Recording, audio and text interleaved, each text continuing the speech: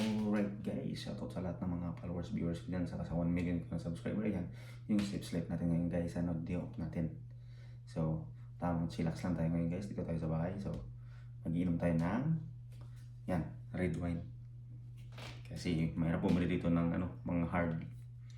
So, wala kang mabibili dito sa liquor store. Wine lang saka beer. So, papakita ko sa inyo guys kung paano magbukas ng wine. Yan, hindi na tayo kusinero. Tanggero din, ayan, ganito. Ayan guys. Tanggalin muna natin yung kanyang lock. Ito yung maliit na kutsilyo, yan.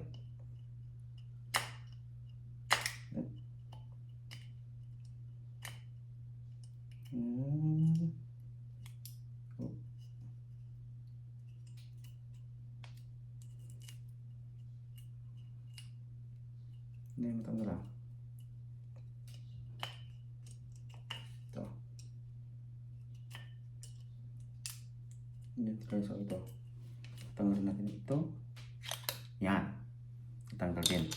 Siyempre, para hindi tayo masugatan, takto natin yan. Tapos labas natin ito. Ito yung barina. Yan. Yan, kaya pa nagbukas. Represent mo yung pangalan saka para makita ng customer daw. Pero ako naman ang iinom. Kitang kita ko yan guys. Yan sa to sa lahat. Yan, di ba?